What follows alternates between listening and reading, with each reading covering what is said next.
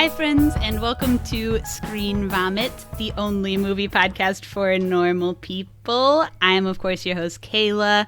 Here with me is my twin, Kali J, baby. Quack, quack. It's baby time. Hell yeah. And today, we also have a king with us. Oh. Shh. Hey, no speaking from the king till I say your name. Come on. Be cool, man. Alright. We're fucking so unhinged already. Okay, so real normals will remember a few months ago we did this movie Relaxer for the pod and it ripped. And since then I've personally been on a crusade to get everyone on Earth to watch the film. And today is no exception. So today we have our guest is a writer, director, actor, and he was the assistant director on that film in question, Relaxer. He was also an extra in the best Scream movie, aka Scream 4. Yo, what? That's okay, but also not the best Scream. I'm so sorry. Shh, Colin, I'm not done. Not the best. Okay, god damn it. Many podcasts have tried to get this man on, but we are the first to succeed. That will be our guest, Jackson Ezinga. Wow. Oh, wait, is that... Now you can talk. Is that true? No, that's the perfect pronunciation. That's actually the first time I feel like in any sort of public forum someone's pronounced my last name right. So thank you. Aw. Well, to be honest, I cannot take credit because I did see a I was gonna YouTube say. video where you said your own name. What? Yep. Kayla does intense research. It's And like it an shows. 8-second video. Yeah. And all you say is, I'm Jackson Ezinga and I did this movie. Then that's the whole video. Oh yeah, that was a Click. long time ago. Truly the only thing of you speaking online possibly available besides your actual like acting work. I think it might be. Yeah, that was a long time ago, man. Well, thank you for that wonderful intro. Yeah, happy to be here. It was great for me psychologically. The only times I've ever seen you prior to today, all your acting roles are very scary. You being scary. Yeah. I pretend to be normal, and then when I'm on screen, that's when I, let my real self come out. So Yeah, you let the proverbial beast Yeah. out. You're like Venom. exactly. Is that how you identify? I identify as Venom. Yes. Oh my god. We've loosened up too much. Please help us. Okay, I do have questions. Yeah. Shoot. First of all, you have to tell me about Scream 4. Yeah. Oh my god. All right. Yeah, go off. It was so wild because I watched Scream 4 with a friend over the internet, and at the end, of course, it says filmed in Michigan. And, of course, I've already mentioned I'm trying to get everybody in the world to watch the Sob Noisse movies. So I told my friend, hey, so wild. I just found all these movies by these people in Michigan. And then, lo and behold, like an hour later, this man comes over and is like, hey, I was an extra on Scream 4, LOL. Yeah. They shot that movie in Ann Arbor, Michigan, when I was in college, and I went to Grand Valley State University. I studied film and video there. Class was fine and everything, but I felt the best way to learn was to actually get on sets. So I felt like, there's this extras casting agency in Michigan. I'll sign up for that. And at the time, Michigan had the most generous film tax incentive in the nation. And so we had all these movies shooting all over the state. Yeah. And so that was just one of a few different films that I was background actor in. Wait, what else? Was there anything as cool as Scream 4? I was in 30 Minutes or Less. I don't know what that is. Jesse Eisenberg and Yeah, Aziz yeah. Ansari. Yeah, that was pretty fun. Yeah, with Danny McBride. Yeah, Danny McBride's in that too. I never saw it, but I'm aware. Yeah, it's shot and takes place in Grand Rapids, so you might want to check that one out. My hometown. I was in Oz the Great and Powerful with James Franco and Michelle Williams. Yeah, Have you watched that movie? I did. What is it?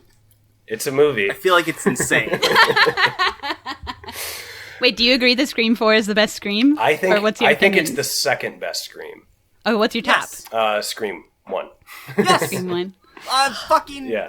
normal. I'm normal. Oh my gosh. see- Me and Cully have been in a fight over what's the best Scream. Yeah, I think the first one I would argue is obviously the best, but I think it's a very close toss-up between Scream 4 and Scream 2. I don't really... Scream 3, yeah. I'm not the biggest fan of. Yeah. Scream 3 is bad. It's legit bad. Disagree. Scream 3 is I will cringe. never say Scream 3 is bad. I will say it is Well, the with worst the exception Scream. of Parker. Thank you. Okay. If you took Parker out of it, it's straight up a bad movie. It's been so long. I think I've only seen it once because I watched it and I was like, oh, all right. Don't do it again. I've seen Scream 3 at least 4 times. I used to have it on tape. Nice. Okay, I should ask you something not ridiculous. Yeah. Not Scream related. Okay, so I want to ask how you got involved with Sob Noisse, but first, for the normals, we should tell them what that is. So tell them what that is, and then tell me how you got involved with them. Yeah, so Sob Noisse is a filmmaking band based here in Grand Rapids, Michigan. When I say filmmaking band, it's kind of like, the movies are our performances, and then we tour them at festivals, and pre-production is the rehearsal and all that kind of stuff. So it's just a bunch of friends who get together and make movies. And so I kind of stumbled onto Sob Noisse. I was unemployed after college and trying to find work anywhere. And one of my friends was like, hey, you should check out this filmmaker. His name's Joel Petrikis. He just had a movie that premiered at South by Southwest. He's in Grand Rapids. You should check him out. And I was like, Was that Buzzard at the time? yeah, or what movie that was yeah. the movie Buzzard. And I was like, okay. So I friended him on Facebook and didn't talk to him because I'm anxious and socially awkward. Yeah. Totally. And then it was only like a couple weeks later, he posted a job posting for somebody to watch equipment overnight on this new movie that they were shooting. Friends, future Kayla here, coming in post. During this episode, I got so excited to talk to Jackson that we just start popping off about stuff without ever saying what we are talking about. So we're about to talk about the movie Alchemist Cookbook, which Relaxer Heads will remember is the first of the Y2K trilogy from Sob Noisse. Came out before Relaxer. And this movie takes place entirely in the woods or in a trailer in the woods. So that's the pertinent info you need for the conversation to follow. And I will be back one more time. Okay, thank you. Bye. And I was like, I mean, that's something. And it was paid, not very much, but I was just like, I mean, at least I'll be able to be on a movie set and maybe meet some people. Yeah. And once I got there, everyone was so cool and so nice, and were letting me be involved more than just watching the equipment in the trailer that we shot in. I would come to set early to help everyone pack up, and then I'd stay overnight, make sure no one broke in and stole anything. And You then stayed in the woods in that trailer by yourself, I did, yeah, for the first week of shooting. That's nuts. Yeah, it was an interesting experience. Did anybody ever prank you? No one ever did. Wow, really? Yeah, because the days were so long. Once we wrapped, Too tired to prank? Yeah, they all just went to bed, and we were kind of out in the middle of nowhere too. So, but for insurance reasons, they needed somebody to look after it. Oh, I thought you were going to say for insurance reasons they couldn't prank you. That's where I thought I was going to. Oh man, there were plenty of pranks on set, but not to me. I saw a couple in the sorry, I watched the special features last night. No, the Sob Noisse special features are always fun. Yeah. But after a week of me coming early to help pack up, I'd do the thing, and then in the morning I would stick around for a little bit to help them set up and kind of observe, and if they needed anything I'd do it, and then I'd go to bed and do it all over again. And then I think it was the second day, Ashley Young, who's Joel's now fiance, said, hey, we think you're really cool. Do you want to, when you're done with this week of watching the equipment, do you want to hang out? Do you want to be a PA? Do you want to help us make this movie? And I said, absolutely, yes. Shit. So it just started from there. And then I was a PA on that movie for the rest of the shoot, and I also premiered at South by Southwest. And when it got in, they invited me and said, yeah, come on out. And it was just an awesome group of filmmakers and friends that I just hadn't felt that connection with in probably since I was, making You found movies. your people. Yeah, I found my people. Like it felt like making movies with my friends and like my younger brothers and stuff when I was, just with a high camcorder. It had that feel like we're all just having fun making a movie. Yeah. So I haven't looked back. We just kept making movies together. So that rocks. Amazing. Yeah, Aw. that's like a really beautiful thing. Outstanding. Everybody that we've talked to from Sob Noisse has been such big sweeties. So nice. Yeah, you got a band of sweeties. Yeah, a crew. band of punk sweeties. That's kind of, I guess, our brand. I don't know. It is I can't speak for it but Hell yeah. Because you're the baby of the group. Yeah. For sure. But it is like sort of a punk collective. Like I used to be part of a punk collective in indie, and it's same vibes. It's like a big family. Yeah, for sure. Love. Hell yeah. How did you even, as a young baby Jackson, what got you into filmmaking? What gave you the balls? Being like a kid in Michigan, like Who freaking made you king of film? I think who made you a literal king? Yeah, I think DVD special features are to blame. Really? Yeah. Because I watched movies a bunch growing up. It was something that I really enjoyed doing. Wait, so not allowed to listen to normal music, but you could but watch I could watch movies? Yeah, and then Any movies? No. Or did you have a type? For a while, it was pretty restrictive. But then once my parents saw how interested and how passionate I was about filmmaking, they kind of started to loosen their restrictions. But yeah, I think when DVDs started becoming more prevalent, and when I got a DVD player and I'd watch all the special features, I was like, look at these people. They're making these movies, and I got to see how they were doing it. And I was like, that's their job. Like, I want to do that. That looks so cool. And so I just would obsessively watch all these behind the scenes featurettes and stuff and just keep getting inspired and keep trying to learn things. And I was just like, that's what I want to do. And that rocks. Do you have a specific like special features film that you're like, oh man, watching this fucking blew me away or was formative or whatever? Yeah, so this is probably going to sound dated now. Maybe he's making a bit of a comeback, but M. Night Shyamalan's special features I thought were always awesome. Like, on all of his movies, he would always put a home video that he made when he was a kid, like around my age. Oh, wow. And so I was always really inspired by that as well. It's like, oh, if he, he made movies just like I'm doing right now, like I hopefully can be there someday. But Yeah. So That's such amazing. a cute story. Okay, one thing I learned about Relaxer since we've done the ep was that the crows in the movie were not only real crows, but provided through your uncle or something who does taxidermy? My cousin, it was so funny.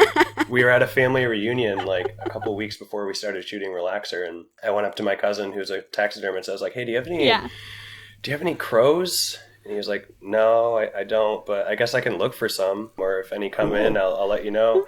And he called me the next day. Go try and hit some with my car and see what happens. It was crazy because he called me the next day and he goes, you're not going to believe this, but I found a crow when I was driving back home from the family reunion on the side of the road, and it had just been hit. Like, it's still very freshly dead.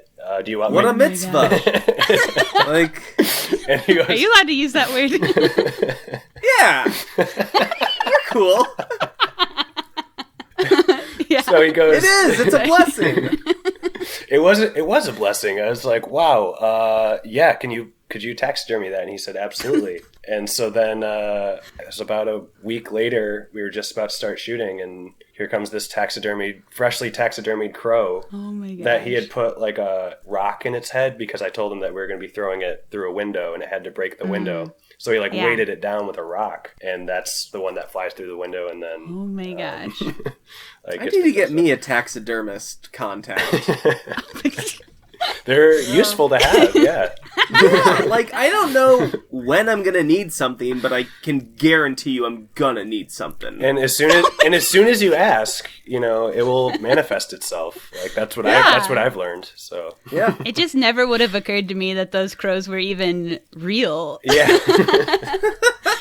Super were. And because it was a rush job, it actually still smelled really bad. Like he wasn't able to fully he wasn't able to fully cure it. So it was actually pretty disgusting, but that rules. That helps with, real reactions. I mean, that whole set smelled like shit, so it's just... I can't imagine.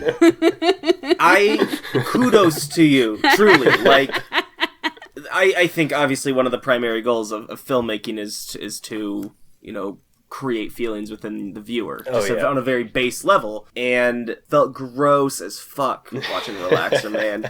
Colin was very grossed out by it. Well done. You captured, I don't know if you've heard the term hot couch guys. Oh yeah, the hot couch guys, for sure. Like, to a T. And I felt so uncomfortable watching your movie. It's really outstanding. Thank you. Yeah, I was telling Kayla before you logged on. It's definitely my favorite project I've ever worked on. So hell yeah. What makes it your favorite? I think it was just the getting the band back together again type thing, and it was a little bit bigger in scope, not in setting obviously, but it was just kind of a bigger production. We had a few more people involved. And some fun actors to work with too. And it was just kind of like, it had kind of that summer camp feel where the shoot was only about 2 weeks or a little over 2 weeks, and just being with your buddies every day, making a movie. And then, post-production, we were all involved in that as well. Like Joel would send us cuts when he had them, and we'd give him feedback. And so it just, from, script to distribution and festivals and everything, just the whole ride was it just so felt fun. Never ending. And then when it finally did start to wind down, it's like, oh man, well, let's look forward to the next one, I guess. Yeah. Aww. Yeah. Well, your partner was in Relaxer too, right? Yeah, he is. My partner, Gene Na, was cast, I think, a day before we started shooting. We still didn't have that Joao role cast yet. And he was going to be taking photos on set. And then, we brought him to set, and Joel said, hey, do you want to read this? Do you want to do this scene? Gene was like, not really. But he did it, and he was a good sport about it. And I think he did great in the movie. He did. Yeah. He did really good. Yeah. But he's not much of an actor.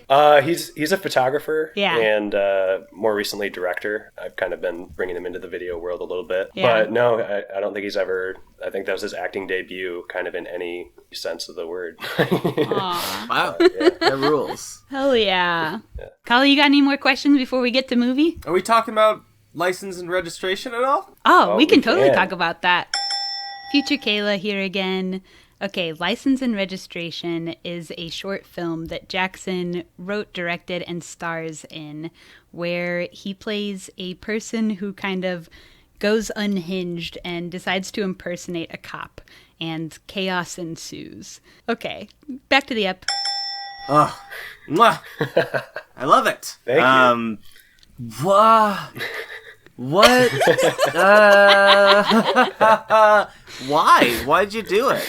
What was... Yeah, what? That's a fair question. Absolutely. I loved it. Did not expect any of that to happen. Yeah, I think that's kind of what I go for, is the unexpected, which might be cheesy, I don't know, but I don't know. I read this news story when I was in high school. I used to deliver the paper, and then this headline caught my eye. It was like, police impersonator arrested after pulling over 2 cars, and I was like, he pulled over 2 cars before he got arrested?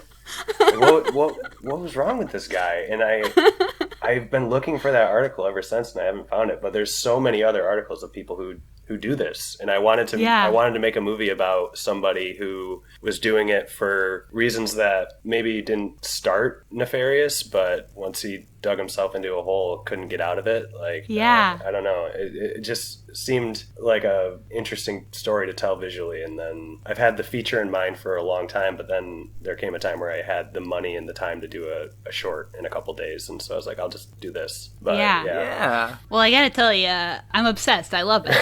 Thank you. It's truly, it's so tight. Nothing is wasted. Everything's important. Nope. You tell the whole story. You get the backstory, what's happening now, where he's going to be in the future, all in that tight 10. Yeah. It's incredible, and I love it. Thank you. I appreciate that. really outstanding. It was kind of on a whim, and I didn't know if people would dig it or not. You know, it's one of those things No, where it's it just rocks. like because then it's also funny and it's also scary. At the end where the sound and you kind of mesh into one thing. Horrifying. Scares me. Yeah, I find it kind of scary as well. Like, and I think why is it so scary? I'll never forget it. I think there's, I didn't make it as a political statement, but I think that it's impossible not to be affected by kind of the state of our relationship with police currently. And I think that I wanted to kind of tell a story about someone who was literally unfit to be a police officer and kind of show the potential consequences of that. It's so fun. That rips. Yeah. Oh my god. You want to talk about this movie? We watched the 2020 film Babyteeth, and Jackson picked this movie off my list. I did. Tell us why you picked the movie, without spilling too many beans. Yeah, so, I mean, it was a movie that I'd heard about, I think, mostly on Twitter. Like, I just saw a lot of people recommending it, and I saw that it played at Venice, and it was just like that. And when I was going through your list, I was like, oh, like, that poster jumped out at me. The blue-green hair was cool, and I was like, oh, I've heard of this one, might be good. And then I also read the description, like the brief description, and I thought, oh no, this sounds a lot like a script that I wrote that I haven't made yet. And so I was kind of curious to see like how close it was, and it turned out not being very close at all. You were ready to start a feud. Yeah.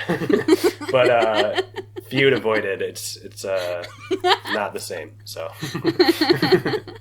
Hell yeah. Okay, so running through the cast on this, we have Eliza Scanlon, who was in Devil All the Time, which we previously did on the pod. Good movie. Yo. Well, I think it's good. Colin hated it. Yeah. She's also in the newer Little Women movie. Toby Wallace, who's in nothing I've ever seen, but he was great in this movie. Ben Mendelsohn. I don't know if that's how you say his name. He was in Ready Player One. He's in a buttload of stuff. He is in a buttload of Outsider. On Dark HBO. Knight Rises. Okay, there you go. There's some other examples. Also, Essie Davis, who's in The Babadook, famously, and Game of Thrones. Oh shit, is that Marmaduke? It's Marmaduke. Oh my god. She's great. Right. I didn't know it was her. I couldn't. Oh look, I'll out myself. If a woman changes her hair color, I cannot tell that she's the same woman. Okay, wow, misogyny. So Babyteeth was probably pretty confusing then. Yeah, I was like, who's this new girl? Wow. What? That was a great Kali, tell us what the critic scores are. Cricket scores here. Why did I go to Wikipedia? I don't need that. Cricket scores, Rotten Tomatoes, coming out the gate, 94. What? In the middle, alright? Metacritic, 77. Famously the middle. This is the middle score. The next score will be higher than this. Okay. Google users, 89%. Okay, nice. So, yeah, not too bad overall. Not I'm too sorry, I bad. was clapping for me. The cricket scores are great for this movie. We should watch the trailer, and we'll get into it. Okay, before anything is said, and with no context for you, Jackson, I do want to say, the top of this discussion, that Moses is Kayla's soulmate. And dream partner to have in life. What? Yeah. Is that an attack? Absolutely. Drag my ass. What? Whoa. Go elaborate. All right. You have literally told me that when you were in high school, No, you're absolutely you right. dated like a blankety ex-old man. Older than you. This is going to be relevant to the story, so should we give story context before we go dragging my past into the conversation? No.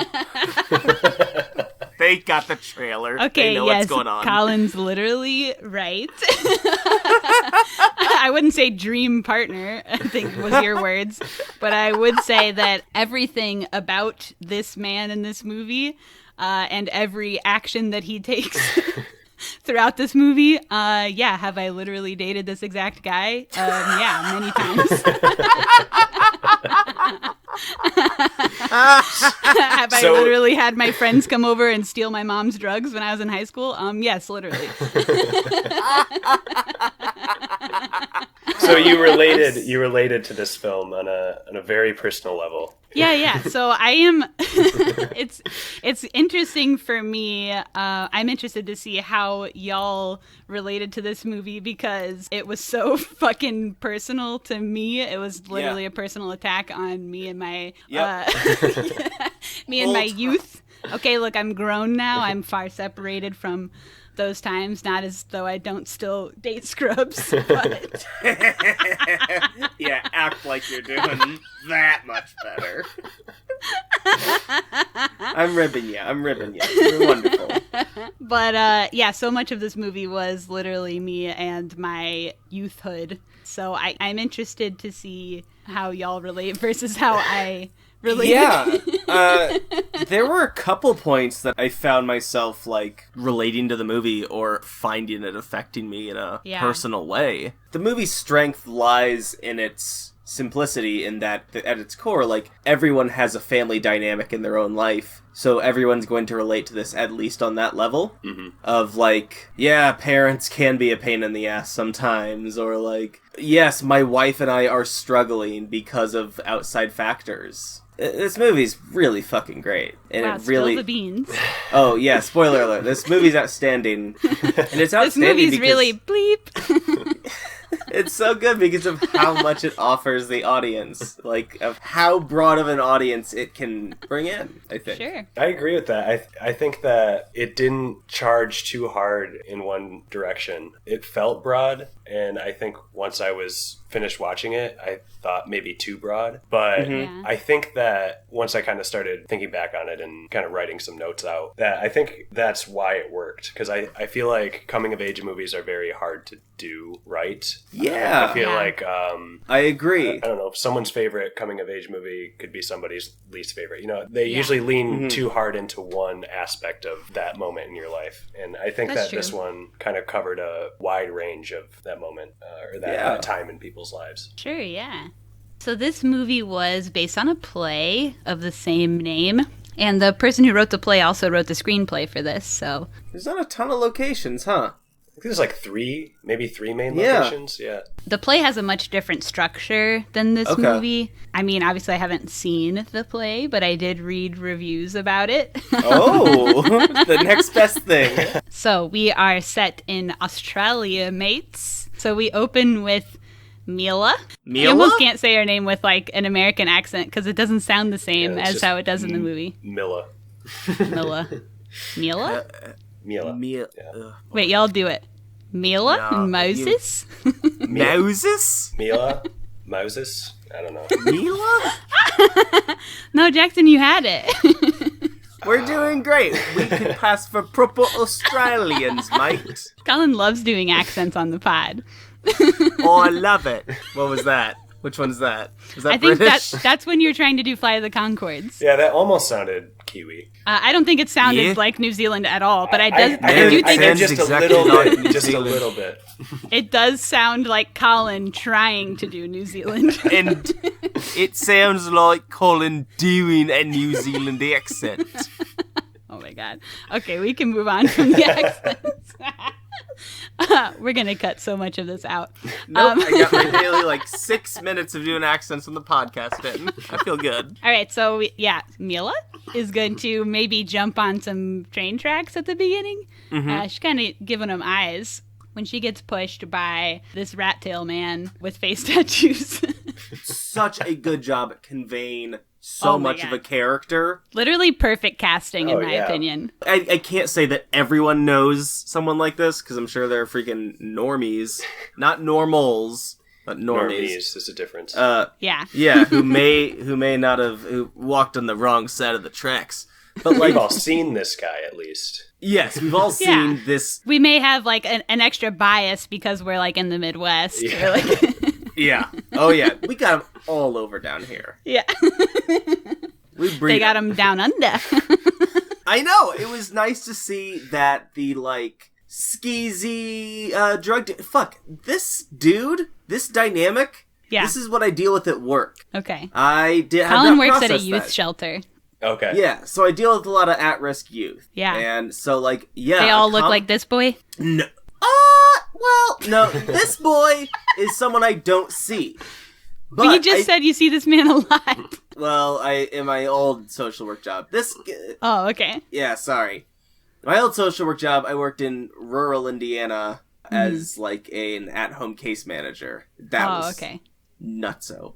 But I work with Mila, people like Mila, or her age at least, who are dating 26-year-olds. Yeah. And I keep asking myself, like, who the fuck are these 26-year-olds dating 16-year-olds? Like, yeah. And you know what? Thanks, Babyteeth. You really kind of... It was like, you know who these people are. I was like, yeah, I do. Yeah, so this man is 23. This girl is in high school, and she does fall, like, instantly in love with him. And yeah, I thought it was kind of brave for them to be so problematic in the year 2020. But, you know, it is true to... I felt like it was true to this girl. To this, absolutely. To real life. I'll tell you, Colin's already dragged my ass, but when I was that age, for sure, all kinds of... No, I don't want to say all kinds, but... A couple. Say I know mans in their 20s who date teens, and it's real. Yeah. It's not to say it's not fucked up, but it's just simply real. Yeah. And I think that, I mean, we haven't gone too far, but I think that it's innocent enough, at least the until relationship the that's portrayed for a while. But yeah. And he does kind of fight it a little bit, too. Mm-hmm.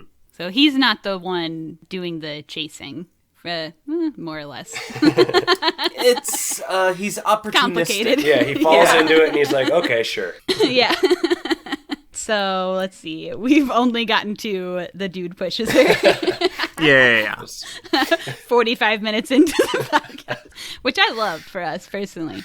So he's rat-tailed, he's got face tattoos, he's got stick and pokes everywhere. His tattoo on his face, Lulu, is French for the wolf, and he also has a big wolf tattoo on his hand, so something is going on there with him and wolves. Wolves are badass. What do you... I'm sorry. Okay, fair. Case closed. He asks her for money, and she gives him $50, which is a big amount of money to just be given a dude. Right? I am like... Should I start asking for money? But I don't know. It seems like maybe her parents are kind of well off too. So like, who knows? Like, she could maybe just go and ask dad and get another $50 if she wanted. Yeah, it's definitely not her money. It's her dad's money. So what does she care? When I was a kid, I was committing all kinds of money to people. One time when I was 11, somebody prank called me and convinced me to donate $10 a month to like the fire department or something. Oh. That's a good thing, though. Yeah, I was like, I can donate $10 a month. I'm 11. I don't know. I'll cut this. Yeah. This man used to always call my house and ask for his girlfriend. And his girlfriend didn't live there. I don't know who his girlfriend was, but he would prank. I would answer, and he always thought I was his girlfriend.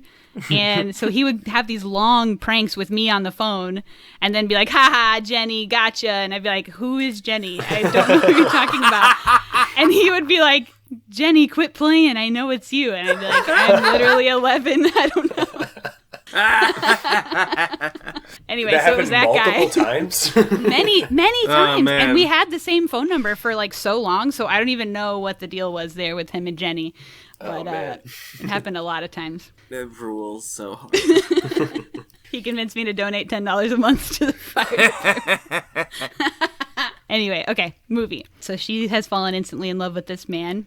Then we cut to like a therapy session going on. Mm-hmm. It's unclear, I think, at first what these two people's relationship is and kind of what's going on here, except that he seems like a therapist and she seems like she's in therapy, right? Yeah, that's what I thought. Yeah. Yeah, that's what we're initially like led to believe. Couch therapy, too. In movies, they love to do lay-down therapy. Oh, yeah. Yep. It looks better. Is that even real? I feel like I would look like a psychopath if I walked into my therapist's office and laid down on her couch. I'll tell you, I'd feel weird laying down, talking to someone that is my friend that I know well. What do I do with my shoes? Like, do I take my shoes off? Do I put them on the couch? Is someone coming after me? Now I have lay-down face. This is strange. What do I do with my hair? Where's that going? I don't know. Stupid. You're already going in for therapy, so clearly you already have like some kind of complex. And then they make you lay down. And Yeah, it's like too much. Yeah, I couldn't do it. No way. And dude is like mowing down on a sandwich, and they get into the bone zone. Is that what you call it? That's what I'm calling it right now. Can certainly say that. But this was, so in the middle of them doing sex, he takes a doctor phone call, which seemed just like a exact situation that happened in a movie we did recently for the pod, Kids Are All Right. Am I right or wrong? Oh, yeah, you're right. Because not only did they bang and not reach completion, but then there was the second time. But I'm not using normal words for doing sex today. But then there was the second time where they were getting hot and heavy, and the wife left to go take a doctor phone call, which happens in this movie. He takes a doctor phone call, and then they're disappointed. He's a psychiatrist. Yeah. Anyway, I just thought it was random, okay, that we just did a movie from 10 years ago that had the same shit happen, the same scene. Everything's connected. Random. Oh, okay, random, go off. Oh my God. I came into this day with a normal brain, and something has gone wrong. Okay, so yeah, I don't know what their relationship is to each other. So then we go back to the girl and the boy. The girl told the man, if I give you $50, you have to do something for me. Oh. But what she wants is a haircut. And he cuts her hair with dog clippers, sorta, because they get interrupted because his mom comes home and he's kicked out of his house. So they have to run. They have to bolt. Out of there. After that's when we get the first title screen thing. Mm-hmm. So throughout the movie, we get these title screens. What do y'all think about the title screens? They're like little chapters, kind of. And yeah, they are. I think sometimes it worked, especially on some of the shorter ones where I wouldn't have known what was going on. But sometimes they felt a little extra. Yeah, it was hit or miss for me. It was mostly hit. Kayla, did you write them all down? Yes, I did. Okay, thank you. So when we'll go through them, we'll... The first one, when Mila brought Moses home to meet her parents. Do you know what? Fine. That's fine. It felt to me like when you get a DVD and you have like the scene selection option and all the scenes are titled, but they just put it on the screen so that I love it. You already know what the scene title is. I thought it was fine at first, but towards the end, we start getting like every 8 seconds there's another title screen. Yeah, they started coming in fast. I could like hardly keep up with writing them down. It was so many, and it's like, okay, we don't need it to say on screen that like Moses made spaghetti because like we can literally see Moses making spaghetti. Do you know what I mean? Like, but yeah, like you said, Jackson, like there are times when it did help when you don't know what's going on.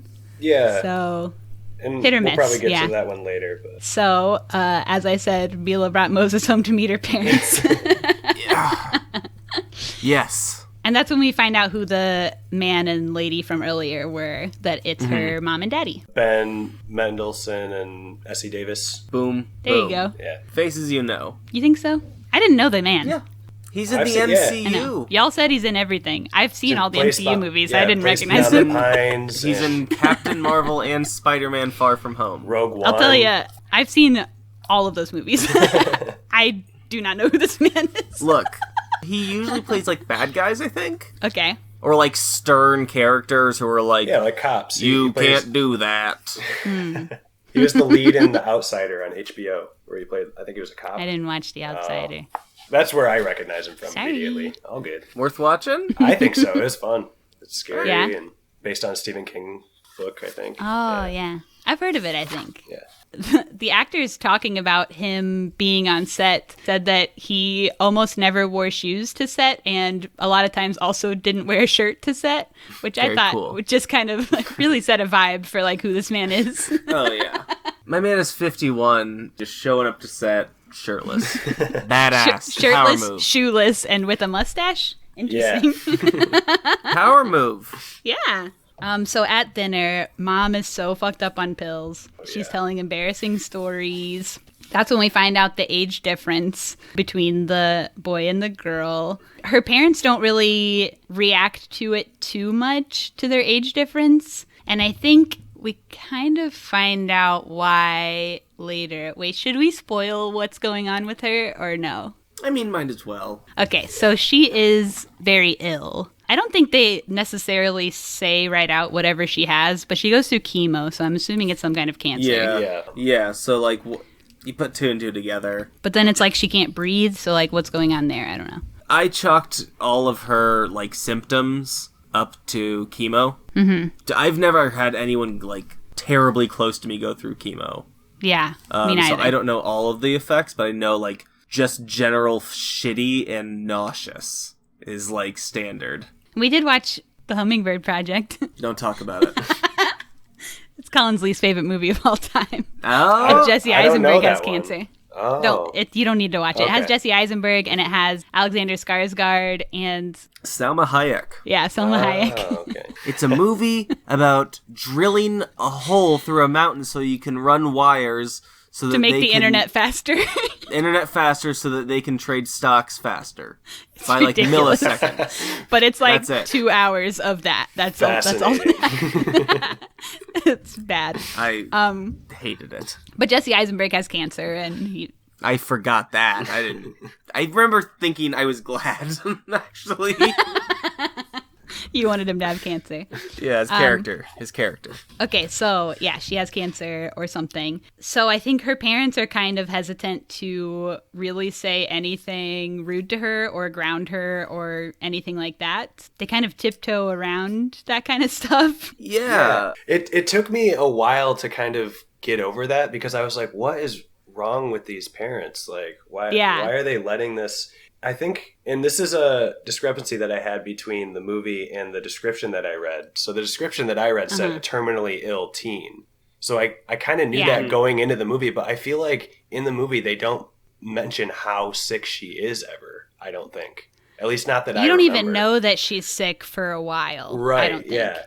That for me was kind of like a disconnect where I was just like... So you had the movie spoiled a little bit at the beginning. Like going into it, you were spoiled a little bit. So you were then waiting for it. Yeah. I think that was kind of like something that put me off for a little while because I almost didn't believe them until a line that they say later that we saw in the trailer. But what line? Where they're like, oh, this is such bad parenting or something like that. Or we're such terrible I can't remember exactly what it was. But something like that, yeah. Yeah, I was like, well, at least they acknowledge it. But then when it was over, I was like, oh, I guess they're cool with it because they knew she was this ill? Yeah, I have like 2 points of reference for this. Yeah, like I remember in high school when I was a sophomore, my girlfriend, who was a junior, not to brag, 15 and 17. So I'm not the only one who dated older in high school. Okay, interesting.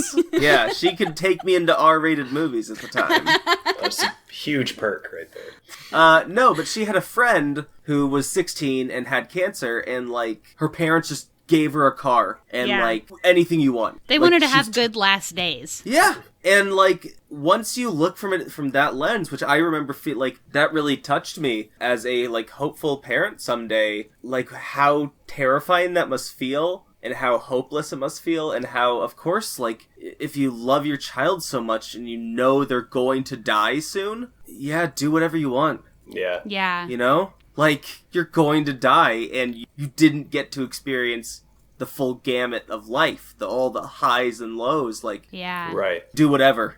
Go off. Do you want to try this? Yeah, go off. Sure. I can't say I wouldn't if I were in that parent situation. Mm-hmm. And there is a little bit of resistance. They kind of express disapproval of it, but they just don't really like do anything about it. Yeah. Yeah. So I didn't have the illness aspect of it spoiled for me going into it, so I was just fully like, this is a normal teen girl or whatever. And I kind of liked that they started her off as normal. Oh, absolutely. So that you're able to see her as like a full, like regular like teen girl before you see her as like a sick, dying girl. Mm-hmm. I thought that was kind of cool.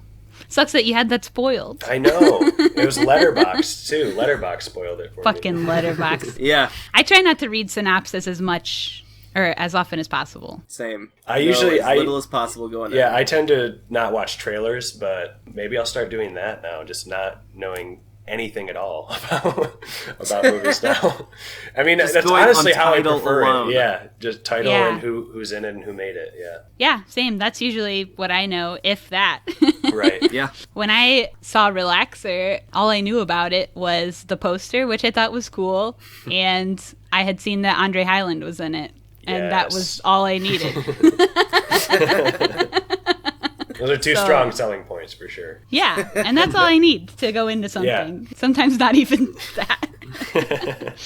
So she also does these like fourth wall breaks throughout the movie. What did y'all think about that? The little eyes to camera. A little glance, maybe a little smirk every time. That's why it felt very Fleabag to me. Like, get a load of this. I don't know if I liked it. No, I thought it was... There was some cringe in this movie.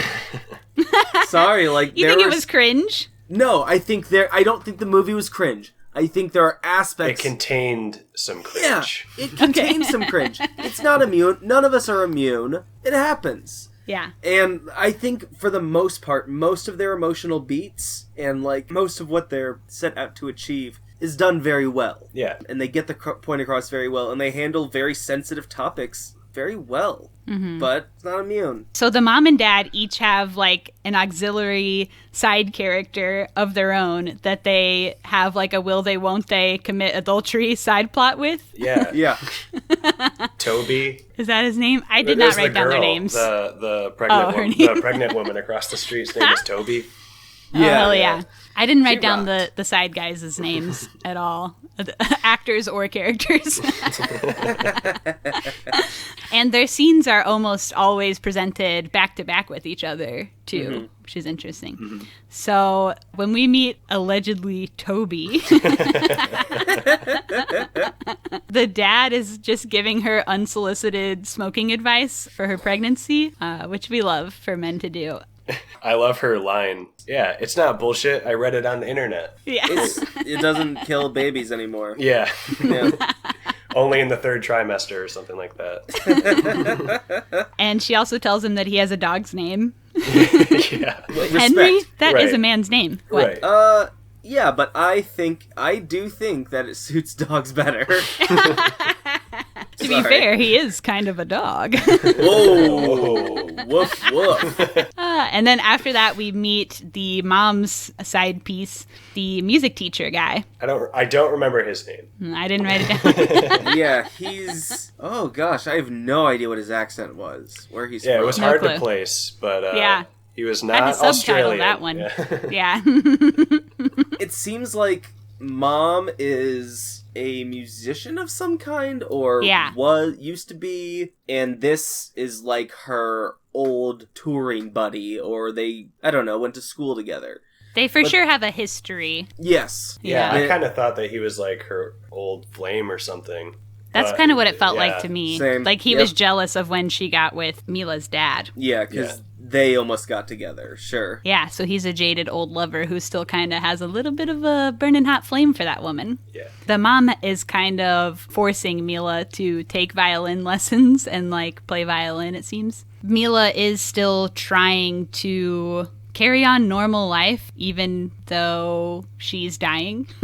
Yeah, she's just trying to live it out. At that point, we still don't know that she has an illness, but they are kind of setting that up. Mm-hmm. Yeah. Next scene, Moses breaks into the house in the middle of the night and is trying to steal their drugs. Everybody wakes up. When the dad tries to call the cops, of course, Mila says a cab, and she won't be able to respect him if he calls the police. Yeah, it ruled. I mean, I was like, this rules so hard. It's really funny. And she was like using his psychology speak against him, which was fun. Yeah, entering the cycle of abuse. Yeah. And I think this scene is the first time where we really get the indication that she might have an illness, because this is when she comes out bald and she says, "I lost my hair." Yes. And then she convinces her parents to let the man stay for breakfast, and they drop her off at school together. Yeah, like, you almost don't have time to process it, how quickly, like, the parents assimilate to every situation that, or, like, this situation in particular, like, he stays over? Like, what? He broke in! Yeah. And you just, like, once you kind of think about it, it's like all of these insane permissions that are happening. Yeah. Yeah. I noticed that too. It's almost like every decision they make, I would just be like, why? I was just totally expecting them to do this or that. But then I think about it and putting the pieces together, I think it works in the end. But when it happens, like as they're making these decisions, I was like, what? Just like throwing my arms up, like, are you serious? But but I think it works in the end. Oh, absolutely. I think my first impressions of them in that regard was like they're kind of helpless against her. Right. She's just kind of like a belligerent teen, and she's going to do what she's going to do regardless of what they say, kind of vibe. Yeah. And so they're just like, well, I guess there's not really anything we can do. I mean, speaking from, like I said, literally relating, you know, my parents certainly reached that point. Oh my God. At some time. I mean, I was probably like around her age when I was grounded like all the time for a very long time. I was just, it didn't really matter if I was good or bad. I was just grounded constantly for nothing. And then, you know, there came a time where I was like, okay, so like my mom says I'm grounded to my room, but like if I leave my room, what's she going to do? You know, or like, if I literally leave the house, like what's she going to do? Tackle me? No, I'm just going to leave the house, you know? Yeah. Oh, God. Do you know how annoying it is when kids at what shelter I work at, when they realize that we have like a point system in place, when they realize that it means nothing. Yeah. And I'm just like, shit. We can't threaten points, so we have to reason with them. Yeah, so from my perspective, I think that's kind of where I was at with that, maybe. Yeah. And she was also kind of manipulating them. Like I said, using his psychology speak against him and everything. Yeah. He was kind of like, well, you have a point. I am perpetuating the cycle of abuse. I mean, the more you find out, the more that's unraveled, you really start to see Mila as a very empathetic character, and her decisions start to really make sense. Yeah. You know, as we're going through it, it's like, like she's a 16-year-old who's facing death. Yeah. And just accepting it. That's what you fucking have to do. Mm-hmm. And it's just, you know what? Kayla, you get this. YOLO. YOLO. I'm always saying YOLO. The YOLO parents. I also wrote a note at this. Maybe they know that they can't judge her because they're also kind of like on the side got stuff going on. And you find out later there's more, not just the kind of people. Stuff that you know. Yeah. Maybe they're aware of that and are trying not to be hypocritical, but so I think overall it works. But parents love to be hypocrites. Oh, they do. That's kind of their thing, right? It's kind of, it's their main game, I think. So yeah, when she goes to school, I think with the wig scene where like the other girl's asking to put on her wig. Yeah. I think that's really where you start to feel how like isolating her experience is. Mm-hmm. She's not really relating to her peers. This girl's looking forward to like getting extensions in her hair while this girl like literally can't have hair. Takes her wig and starts taking selfies with it. Like she, you know, Mila gives it to her. Yeah. But the way that she was doing it was so, it almost felt like she was rubbing it in. It was just like, oh. Yeah. Man. They really accentuate it well, just the like how fucking annoying all of that shit must be to like know that, to be aware, like, yes, I'm the terminal kid. All I would like to be is just live out the rest of my days peacefully, like nothing's wrong. But like all these kids are like planning for their future around you. And you're not going to have one. Yeah. Planning for your future and fucking, like, obviously she's going to be treated differently too. Like, the teachers, oh my God. If I met a 16-year-old with a terminal illness right now, I would have to restrain myself from doing like a, hey buddy, kind of bullshit. Pat on the back. Yeah. Patronizing, just... You know, like, and they mean their best.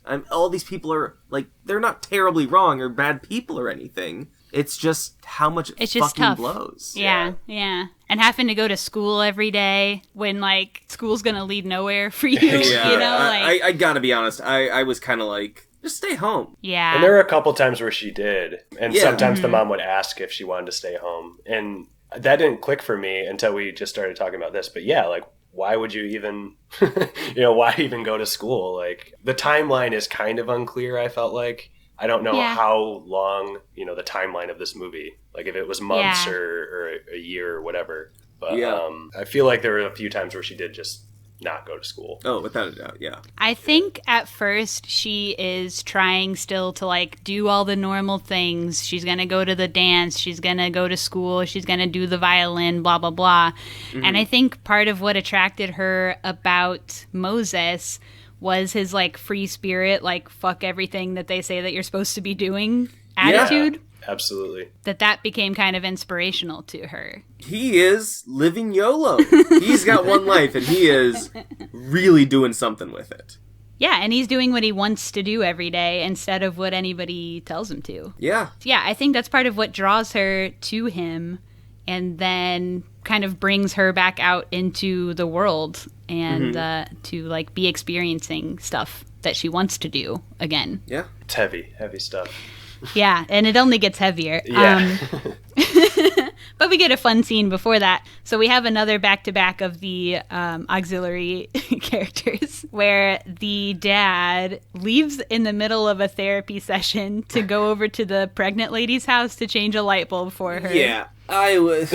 He gets electrocuted and sells it like The Rock getting Stone Cold Stunnered. Boom, ba boom, ba boom. Yeah, doing he like 5 fully flips. bounces all over the room. And then his hair's sticking up. And she has to get hair gel. I like that. Yeah. It was a weird and unexpected scene, but it did make me laugh. I'll give it that. Yeah, it just a little goof.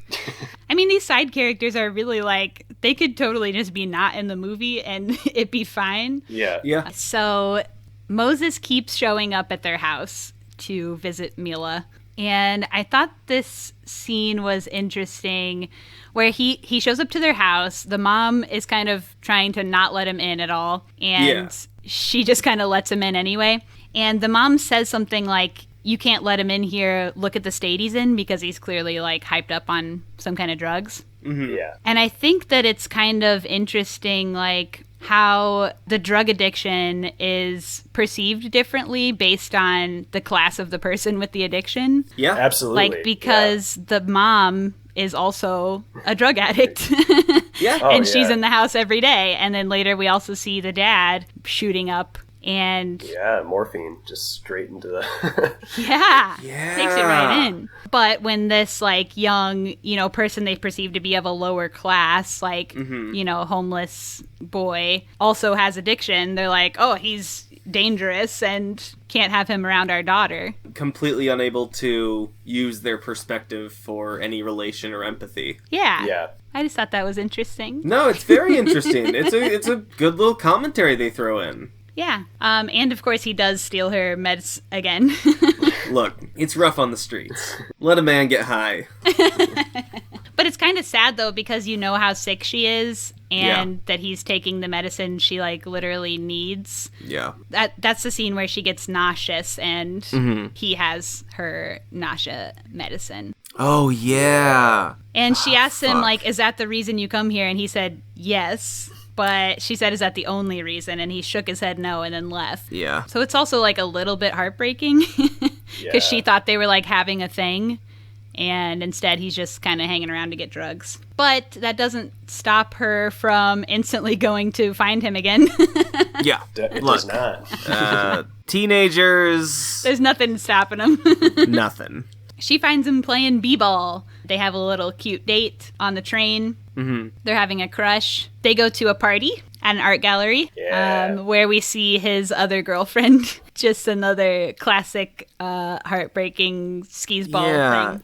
Just like, god damn it. Like, just as you're starting to like him again, boom. It's like, oh yeah, he's a skis bag. Like, through and through. He is, and I think... what I liked about that scene was it showed how much she didn't let it affect her. At least I felt like, because that one take, or that long take that they did, where she's just kind of walking through the party right after he gets pulled away by that other girl. She's just experiencing this, party, this colorful, joyous event that she's just kind of wandering through, and then meets this like, I don't know, is that like a performer or something? There's like someone in a silver suit. Yeah, some kind of, performance artist. Yeah, and then has that like brief interaction with them, and then doesn't she just kind of start dancing like after that? She goes to dance with another boy. Oh, with the yeah, boy who that's invited right. them to the party. Yeah.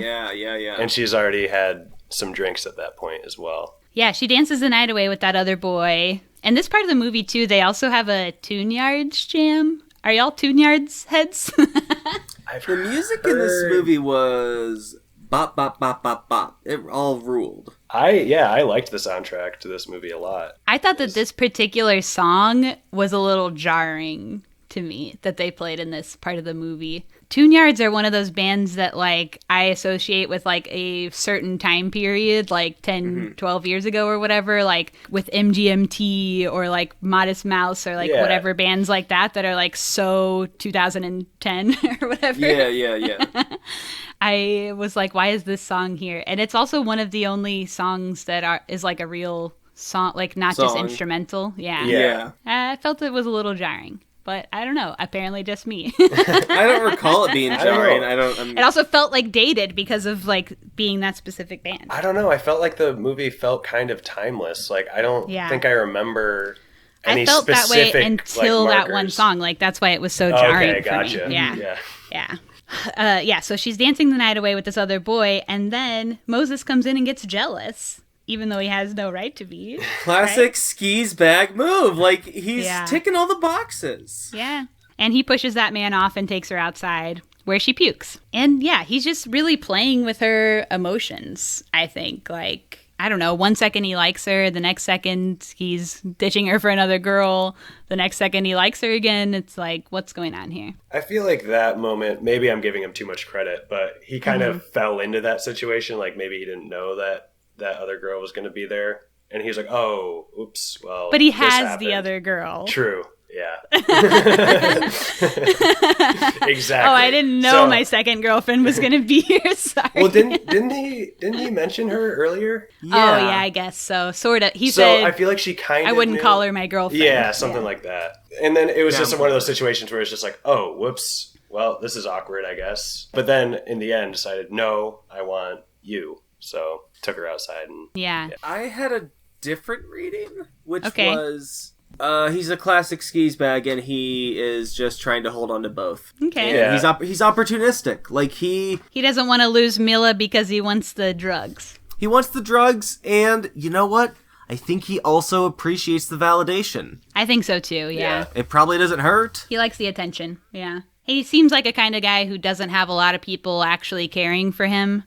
And the fact that she does, whether or not he reciprocates that feeling, is really powerful to him. Yeah, he has clients, but his family kicked him out of the house, and barely knows his dad. So he knows if he wants a good meal and some beer, he can go over to Mila's.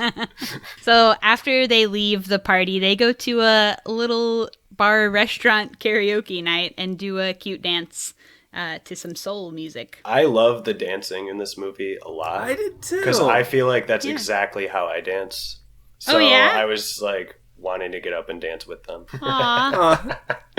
I've been dancing a lot lately. Goofy, just flailing their arms, or at least Mila. But I really, all those sequences made me smile. I really like that.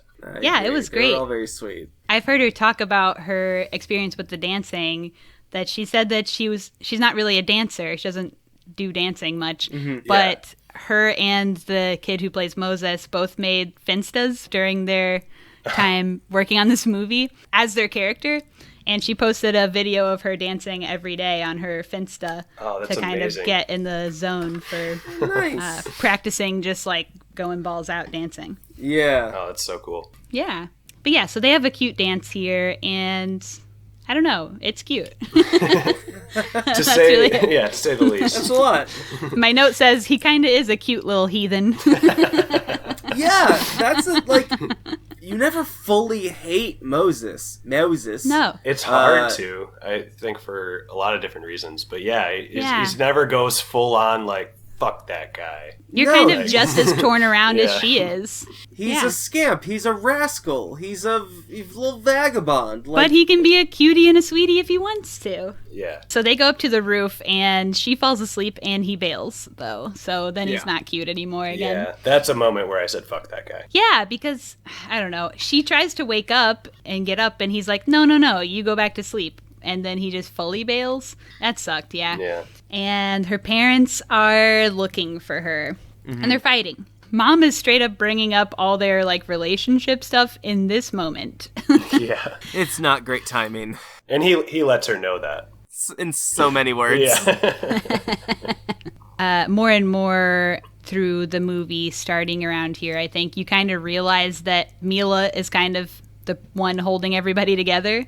And it's unclear where anybody will be once she's gone. And I think they know that, too. Yeah. I think also the mom here, and we see in another scene especially, you know, they're both obviously going through a lot because they're about to lose a kid and their marriage is whatever, but I think that the way they handle things is so opposite. Like, the mom is so outward with her anxiety, just like projecting it onto everything and taking up all the space in the room. Yeah, absolutely. And the dad is kind of the opposite, like taking everything inside internally and quietly. Just interesting. Treating everything like therapy. Yeah. Yeah, that's definitely a thing that happens. There are, I will speak in generalities. Sure. There are, like, kids of doctors, psychiatrists, like, social workers, people who deal with quote-unquote problems on the outside and at home attempt their methods and they don't work. Because it's like, your kid's gonna call you on your shit. Like, that's why I'm grateful that my parents have never tried to human resource me or accounting me. Yeah, thank God for that. That's why you're normal now. Bingo. So Mila does wake up alone and can't breathe. Around this time, my notes say, yet another movie making me jealous of terminal teens. Is that Colin, illegal why? to write? I think that's illegal.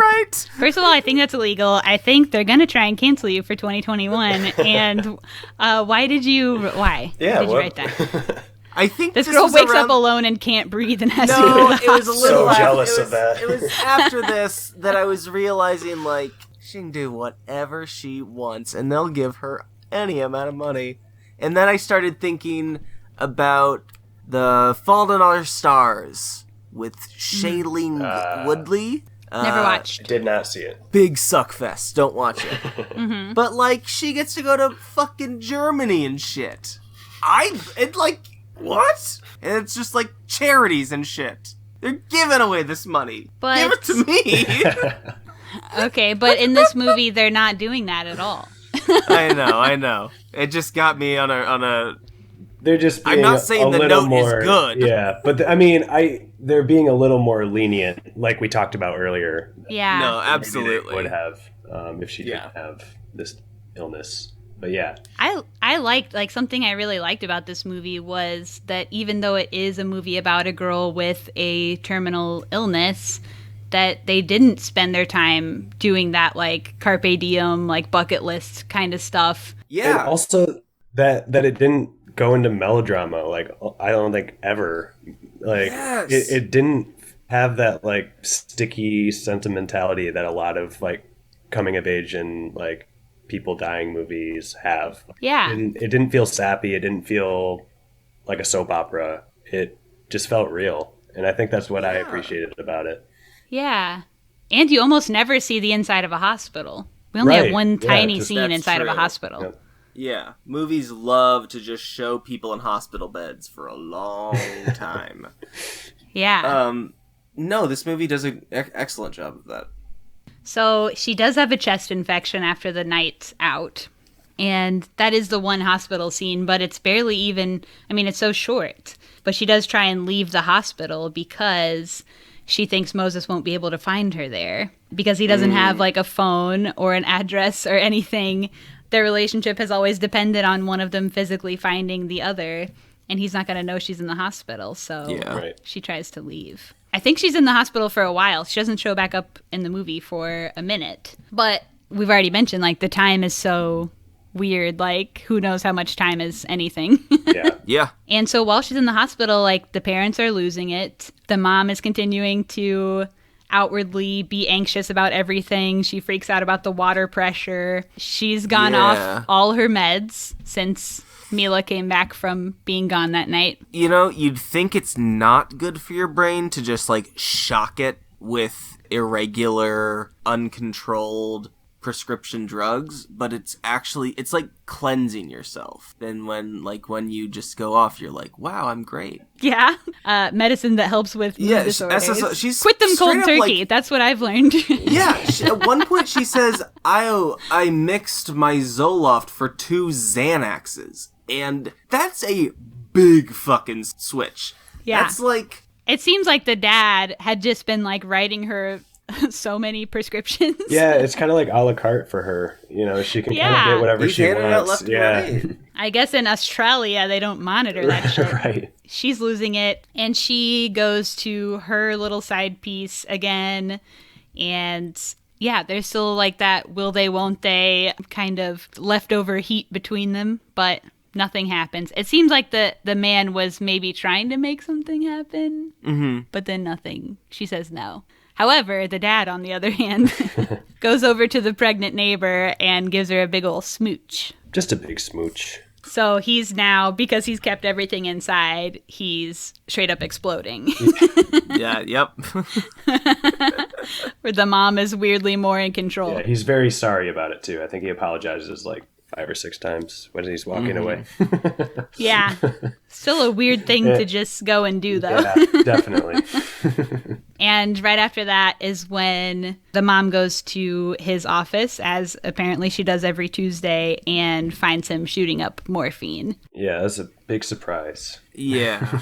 And he's like, this is the first time I've done it, but, like, clearly you don't go from, like, 0 to shooting up morphine, right? You have to, like, there's equipment involved. Like, you have to figure out how to even do shooting up. Like, there's all kinds of things involved here. Yeah, there's a lot of layers to that one. Not really super user-friendly.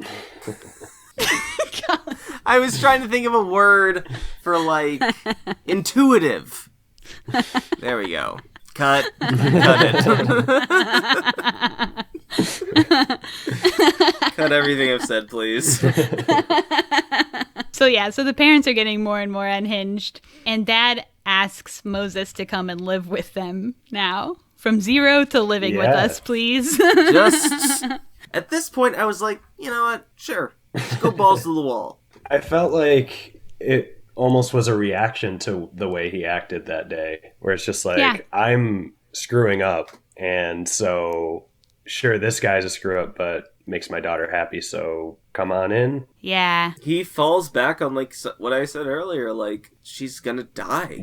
Yeah. The more you ruminate on that, like, what it means for, like, your 16-year-old daughter to die, the harder it gets to think rationally. Or irrationally, however you want to look at it. Because, like, this is an allowance that I'm like, it's definitely compounded with the reaction of the kiss and everything. And she's been in the hospital, so it's, like, seeming more and more serious, whatever's going on with her. Yeah. Mm-hmm. And for whatever reason, he makes her happy. All these people, they are just stressed the fuck out. We just want to see the girl smile again. Yeah. Yeah. She does come home from the hospital. There's, like, 4 or 5 of those title screens that I have no notes underneath because they go so fast. Yeah, it went boom, boom, boom, boom, boom, boom. Yeah. Yeah, or it's just one shot. Like there's the one about, like, the dead talking to Mila or the ghosts or something, and it's her just kind of looking out a window for a while. Mm-hmm. Well, yeah, what the dead said to Mila, they use the Apocalypse Now lighting, right? Yeah, totally. The same one that's in that part of Relaxer. Yeah. Oh my God. She just sits there with the Apocalypse Now lighting for, like, 3 minutes, then looks at camera. Yeah. Cool. Yeah. I mean, I did enjoy it, but it's like, what's going on here? I guess the dead are talking to her. I don't know. Yeah, just a moment of reflection and of silent prayer. I don't know. Yeah. But it was a nice shot. Yeah. It was. Yeah. It was pretty. Her mom gets her the dress. the beautiful dress that she was going to wear to her dance, but clearly she's not going to any dance. She puts on the dress and finds the lump. Yeah. Fuck, yeah. And everything starts coming out. She kind of figures out that her dad had been giving Moses drugs. When Moses moved in, the agreement was, I'll write you all the prescriptions you want, basically. After tackling him. How does this man have a license? Yeah, he didn't need to go that far. He could have just been like... I get samples every now and then, like, I don't know. Yeah, like, I can give you a Xanax. It was a lot. Yeah, he goes all in and writes him prescriptions, which I think, if we're talking like realism, would probably hopefully get checked out. Like, this guy is not a patient. You're writing him a lot of prescriptions for drugs that people like to sell in the streets. What's that all about? But who knows what they're doing in the outback? I don't know what it's like in Australia. I don't know what their pharmaceutical and medical system's like. But yeah. So Moses has been super fucked up on drugs, obviously. Mm-hmm. But this is the first time that she's realizing what's all going on here. And that he's kind of been bribed to come and stay with them. She kind of probably thought he was just coming there because he liked her. Yeah. And she kicks him out. And he tries to go back home, but his mom and brother are still not having him. So he's kind of lost puppy. On Christmas, too. Yeah. It was sad. Bringing your little brother into this. Yeah. So because he has nowhere else to go, he does come back and alleges that he wants to be with her. So she kind of convinces him to go clean, I guess, because he detoxes. Yeah. For him, it's the most concrete way to show dedication. Yeah. Right, because it's not an easy thing to go through. And she goes through it with him, and that was, kind of sweet. So I think that's kind of a redeeming moment for him, for sure. Yeah. Absolutely. You know what? He's gonna date that 16-year-old. I know, it's like, are we rooting for him to date her? Or like, unclear, like, how we're really supposed to feel, just other than, I mean, it is real. It's realistic, I guess. It puts the audience in an interesting position, because, like, you like them. You want them to be together, right? Because that's where the story leads you, but it's like, do you? Right. Now you have a social moray hanging over. And you look at and then you're like, well, her parents are okay with it, so should I be? Like, there's so many things involved with the whole situation where you are constantly being pulled back and forth, or at least I was. It's just like... Without a doubt. So next is her birthday. Strange cast of characters at her birthday. Yeah. Like, just everyone who's in the movie is there. Every character who's been in the movie so far. I like that. Let me see them all again. Yeah. That one? I forgot about the little kid who, learned violin. Oh, the violin kid, yeah. Missed school or something. And then he just kept showing up at the violin class. Like, who even is this kid? He missed school and now lives with the music teacher? I actually kind of like how they never explained who he was or why he kept going there. Because it seemed like it was an accident the first time we're introduced to him. But he keeps showing up. Like, everywhere. He's just always there. And then for this scene, my note was, what the fuck is Toby doing there? Like, I thought it was so awkward. It felt like it'd be... That's the pregnant woman. I was like, what is she doing there? Thank you. Both of the parents' auxiliary partners are there. Yeah. At their dying daughter's birthday, last birthday probably. And she has no other friends at all. Right. No. The only one who's not there is the girl who was trying on the wig. Like, the only other speaking part, I feel like, who wasn't there was the girl that was trying on the wig, who you would think is her friend, but no, that girl is not. That wig shit. Yeah. Go out of here with that. I listened to an interview with the director where she noted that they also intentionally placed a bunch of Day of the Dead items around the party as like an Easter egg. Oh. I didn't notice those. I didn't either, but that's problematic, right? Could be. We don't know their connection to Mexico. Yeah. These white Australian people. I didn't mention this up top, but the main actress, what's her name? Eliza Scanlon, also got in a lot of trouble for being racist last year. Outstanding. Oh, that reminded me of something else I saw in that interview. Was this the guy who plays Moses is such a himbo. It's incredible, and he told a story about how the way that their house is set up, it's kind of like a U, and all of the walls are glass sliding doors, and he walked into a door and spilled coffee everywhere. Cool. Outstanding. I can totally see him doing that too. Like, absolutely. I know. It's incredible. Okay, we're at the birthday party. Yes. Yeah. And I think she's really starting to look rough at this birthday party, right? Yeah, she's looking I would say like so. last legs. Yeah. And now that Moses isn't on drugs, he chomped his rat tail off. Boo. And he does a little dance. He does do a dance. Yeah. And That's when he's doing his dance, that camera makes some choices. It I would does. say. Pointed right at his butt for a bit. And his opposite of butt. I won't say that. That's for the Patreon listeners. We're not allowed to say those words on pod. They're going to catch us for that one. FCC's cracking down. They already heard me say do sex earlier. That's close enough. No. Yeah, we're really making this R-rated here. I mean, the movie was R-rated, but this X-rated podcast, almost. yeah, it's getting into X-rated territory here. But yeah, they do a extreme close-up. Extreme weenie close-up. Ew, don't. Extreme bleep close-up. Thank you.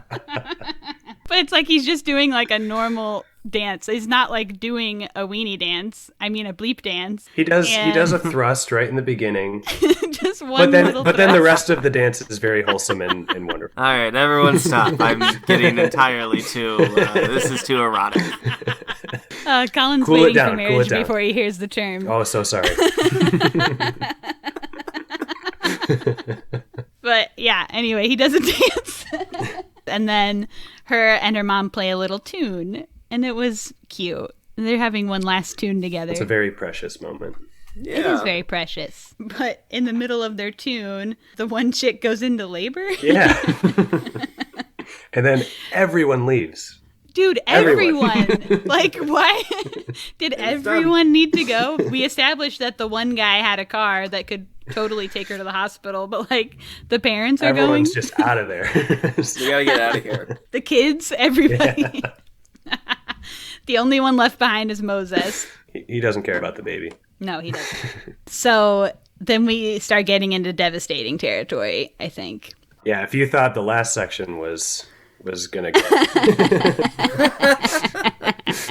They are rolling around in bed, being cute, etc. Mm-hmm. And she asks Moses to end her life. Yeah. Compassionate release, if you will. Asking for assisted suicide. Yeah. There's a word for that. Yes, euthanasia. She asks him to euthanize her. Euthanize. Actually, no, yeah. it's euthanasia.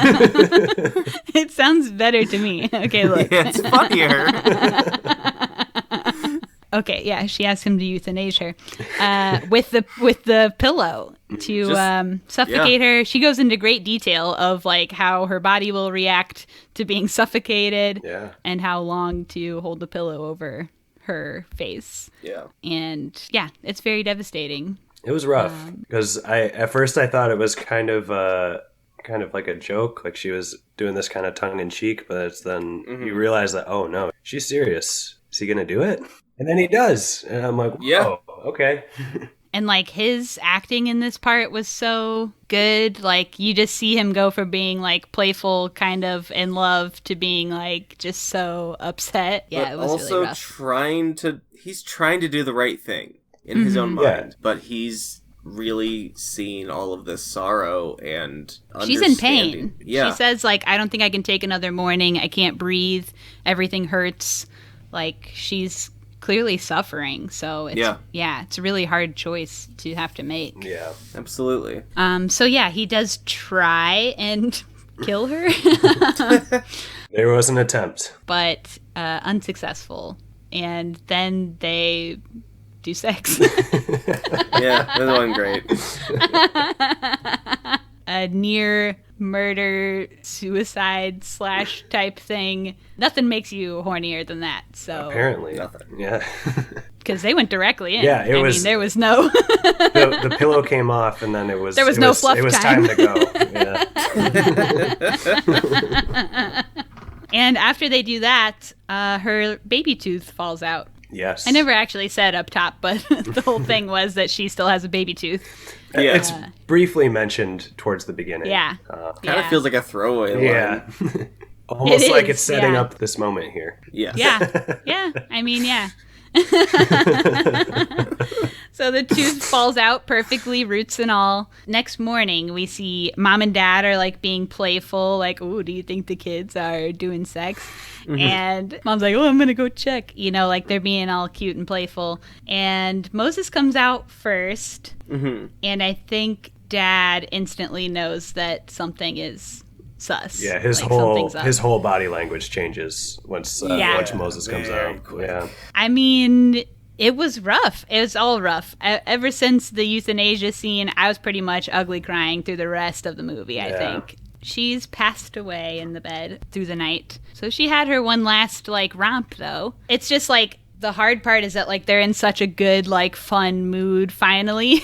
Yeah. And then just, like, the tone shift instantly, like, makes it so much more devastating. And just the interaction of the mother and Moses. There's, like, this thing running through the movie where he always wants to smoke a cigarette, and she's always like, outside, you know, you guys are outside. And then he's like kind of halfway in the house, halfway out. And there's this moment where, you know, after she realizes that she lost her daughter, where she like goes over and basically like attacks him, like smoking, you know, kind of inside. And that moment really hit me hard because it was like a playful thing for the whole movie. And then all of a sudden it's just this real grief and just she loses it. She just absolutely loses it. Yeah. Understandably. Yeah. She's basically like, you killed my daughter. Yeah. After this, they flash back memory to a beach date that we never saw while she was alive, but she's alive in the memory. And yeah, they're just trying to have like a fun day on the beach, but she's tired and just can't, you can like tell that she can't keep up or be normal. Yeah. Even if she wants to. And that's where she asks her dad to look after Moses when she's gone. She says, "I'm going to enjoy becoming a part of the sky like this." So she's like pretty much ready to die. And the dad's trying not to cry. He is crying though. Yeah, so was I. He pulls it off though. Not a dry eye in the house. Oh, no. I mean, it was just really devastating, I think, the way that they did it. I liked that they had this last memory, and then the ocean waves become the credits, which after a while there's no music even, it's just ocean wave sounds. I kind of like that it left you to like meditate on your feelings. Oh, that's what I did. Yeah. I watched the whole credits and just kind of Me too. sat there just like, wow. I had to, it took me a minute to process everything. Do some fucking grounding exercises after that one. Yeah, it was just so sad. It was sad. Yeah. But I think that, and maybe you were going to get to this, Kayla, but the play, how the play was structured, if you wanted to talk about that, or... Well, you can say, because I told you, I've talked a lot. Yeah, so Kayla told me that in the play, it starts off with Mila dying, and then and then in the play, the whole story is like, before that, before you showed up, Colin, I told Kayla, like, oh man, I kind of almost wish that they started the movie that way. But I think that ending the movie with that memory, that like happy memory after she died, I think that was a really smart way to end it if you weren't going to start it with her death. With her dying. Yeah. Yeah, it really felt like you can end a film with that grieving group of three just mourning the death of someone they love, but to give it that note at the end that it's like, it's okay. Like, death, it really they've kind said of their helps piece, kind of. It kind of helps you just feel better about it. It helps you look at the inevitability of death and say a little easier, like, okay. Yeah, and I felt like in that scene, to me, it felt like the first time that they were all on the same page of like, this is the reality. I am going to die, but I'm okay with it. Yeah. And I need you guys to be as well. And so that's why I really, really loved that last scene. It was the perfect way to end it, I think. It absolutely. There apparently was an alternate ending that would show, like, the parents in their house and, like, Moses is still there. Like, either he lives there or he comes and visits. Like, they're all a little family together afterwards. But I'm kind of glad that they didn't go with that.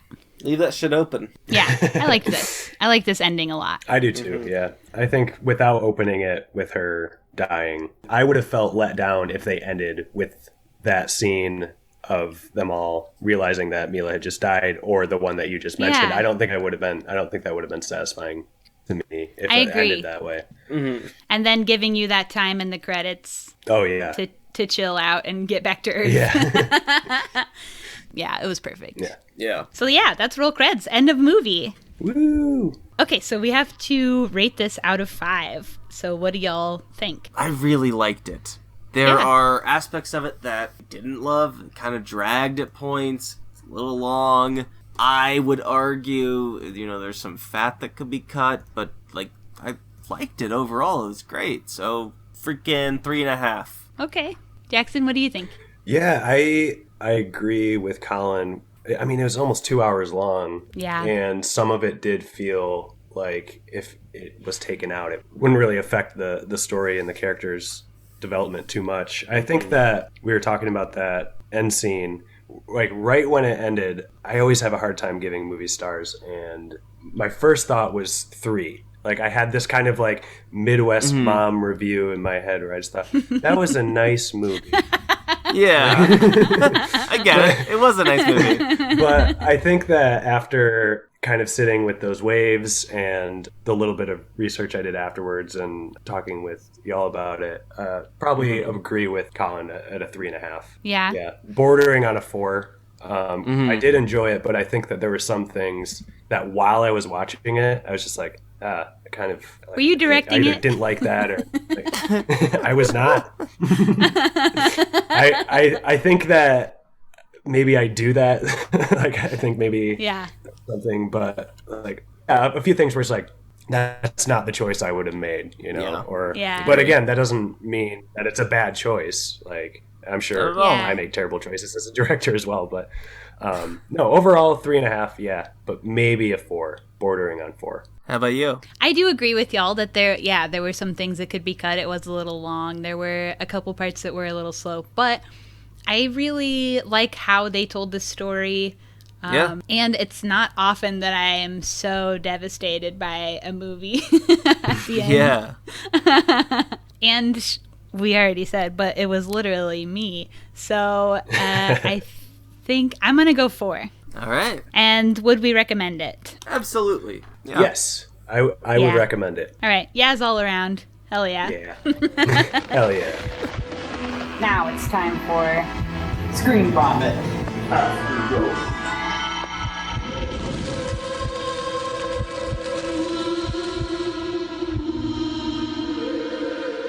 In this part of the podcast, we just go off about whatever else we've been watching lately, movies, shows, whatever. Yeah. Colin, what have you been watching? Never watched a Werner Herzog movie. Which one did you watch? I watched 2 back to back. Okay.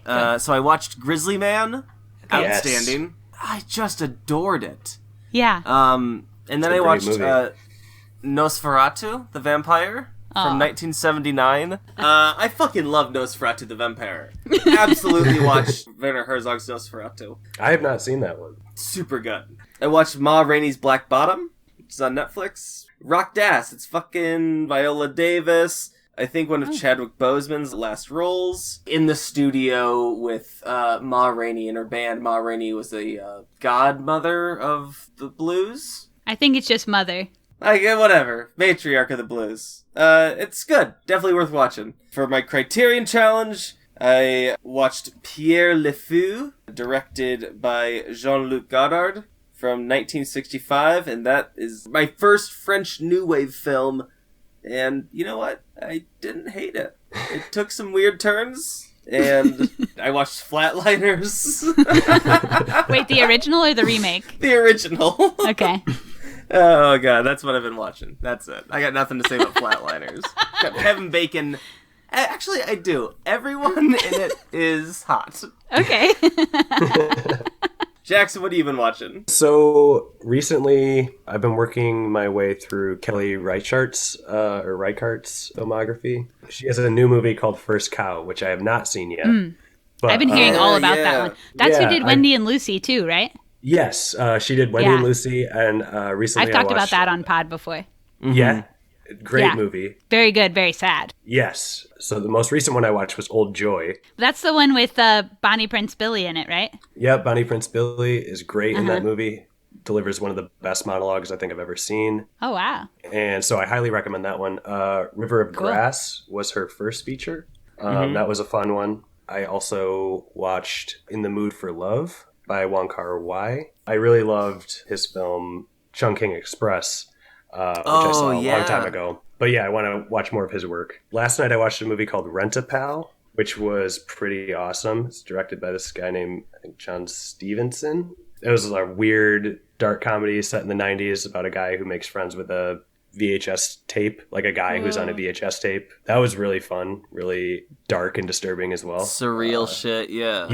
Yeah. And then I've been doing a Fast and Furious movie marathon with my neighbor who lives downstairs. Because I've never seen any of them. I've not seen a single Fast and Furious movie until last Friday. Oh my god! You're in for just So we watched 1 and 2. Beautiful. And then I think we're watching 3 and 4 this weekend. So oh hell yeah! All about family.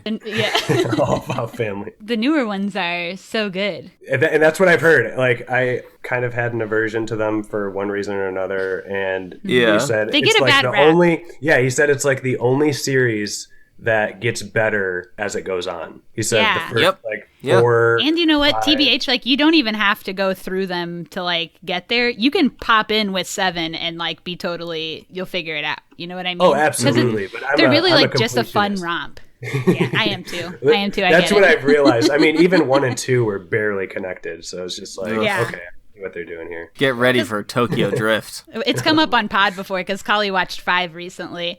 But it's like, I mean, those kind of movies are just like, there is story that goes between them, but it like doesn't even matter. All it is you just being like, hell yeah, hell yeah, hell yeah, hell yeah for like 2 hours, and then it's over and you had a great time. Yeah. It rips. Yeah. And then TV, I recently finished all of Silicon Valley. That was fun. Okay. And I watched the first like 3 seasons when they were like on, and I never went back, so I need to. I think that it finishes all right, but I think the first 3 were probably the best. So I would check it out if you liked it. But and then Raised by Wolves was another recent series that I watched. It's on HBO Max. It's this sci-fi epic about these androids that are raising children on a foreign planet. It's kind of this post-apocalyptic sci-fi epic. I don't know. It was really cool. It's good. Yeah. It ends on a cliffhanger. I don't think that's a spoiler, but so hopefully there's a season 2. Yeah, wow, ruined the show. Yeah, hopefully there's a season 2 because I really dug it. Sorry if you don't like those cliffhanger spoilers. But. Okay, was that it for you? Yeah, pretty much it. Oh yeah. Kayla, what have you been watching? So I watched, as of now, the first 6 episodes of the new season of Search Party are up. So I obviously watched those. I love Search Party so much. And Andre Highland, friend of the pod, has a cameo in one episode, which is incredible. We get to see him be scary, which is like different for what we normally get to see him doing. Do you watch? I have not, but I've been wanting to see that episode in particular, but I mean I might as well just dive in and start watching the show. Dude, it honestly goes so fast. It goes so fast because they're like 20 or 30 minutes. Oh yeah, that's perfect. Yeah. And it's such like engaging story that it really flies. Like I watched the first 2 seasons in like a couple days. Like it went so fast. Nice. I think the show is so specifically like targeted towards queer people as well. Like they just have so many good like in jokes for us. Yeah. There's like so many treats and so many like queer icons on the show too. We got like non-binary icon Cola Scola. We got like John Early. We got obviously Alia Shawkat. Benito Skinner. And Alia in the new season 2 like gets to do so much crazy stuff. Yeah, it's a great show. It's popping off so good. I love it. And yeah, the Andre cameo was incredible. Worth everything. I expect nothing less. Okay, what else did I watch? I watched The Wackness, which is a movie from 2008 with Josh Peck of Drake and Josh fame. It also has Mary-Kate Olsen. Very cool. So I went into the movie expecting it to be really bad, but it actually was a really cute story. He's like a drug dealer who falls in love with a girl and she breaks his heart. I mean, basically, is the story. But I don't know. It's just so cute. I recommend The Wackness. I got 2 more. I watched Taxi Driver for the first time. Hey. I'd never seen it. So good. Yeah? So good. Colin, he reminded me of you at one point. Yes. There's like 5 minutes of him just getting ripped and then getting a bunch of guns. Yep. That's me, baby. I tell you I what. was like, this is my friend Colin.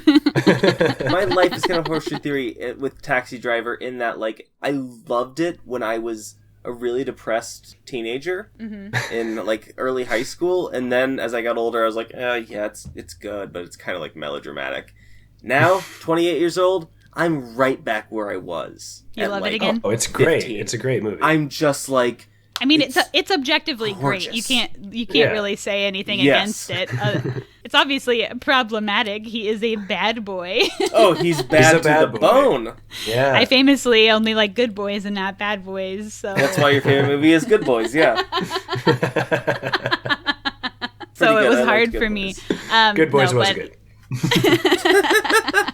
But yeah, I don't know. There's nothing really to say. It's a good movie, obviously. It's one of the biggest classics of all time. Yeah. And then to even that out, I watched this movie, The Voices, with Ryan Reynolds. Oh my god, I watched that years ago. Absolutely unhinged film.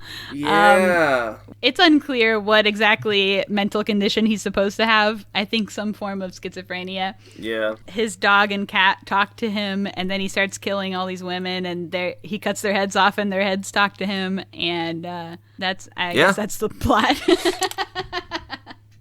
It's so fucked up and weird. But it was actually kind of fun to watch. I can dig it. Yeah. I don't know why I watched it. Whatever. It was fun. That's it. I hate to end on that, but that's all that I watched. That's the most recent movie you've watched, okay. yeah.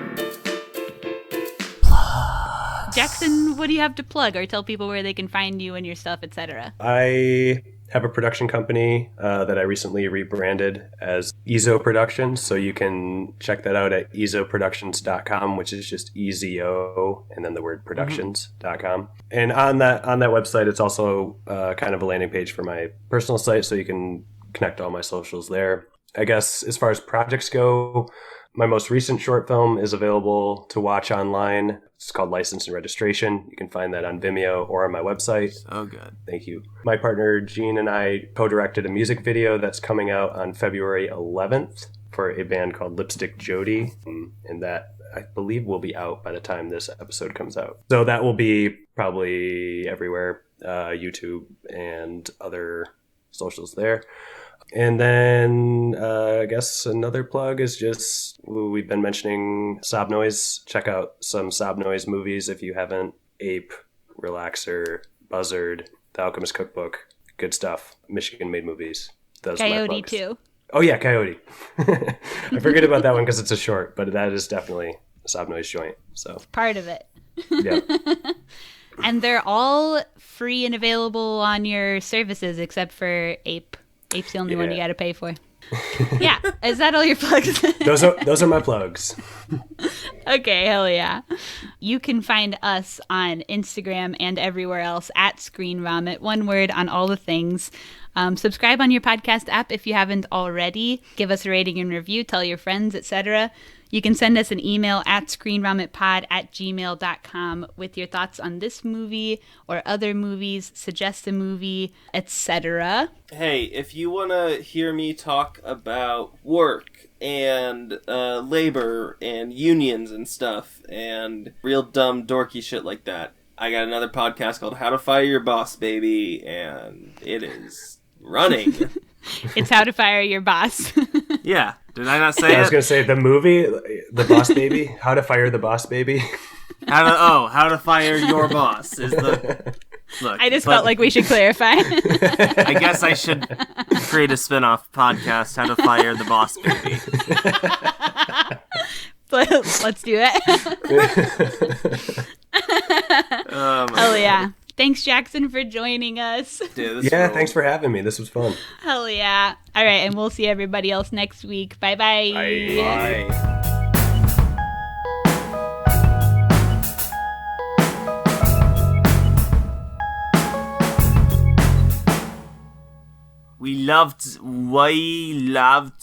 Nope, I can't get that.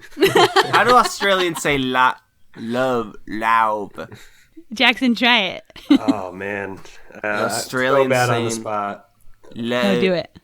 Love. Colin's doing it. I just love Put it in a sentence. I love you. I love you. Love you. Hey! Love. Yeah. You know, we didn't say that they, like, one of the coolest words they say in Australian. Nar. Tattoo. He had a face tattoo. Tattoo. Oh, man, I wish I would have written down more funny words in Australian.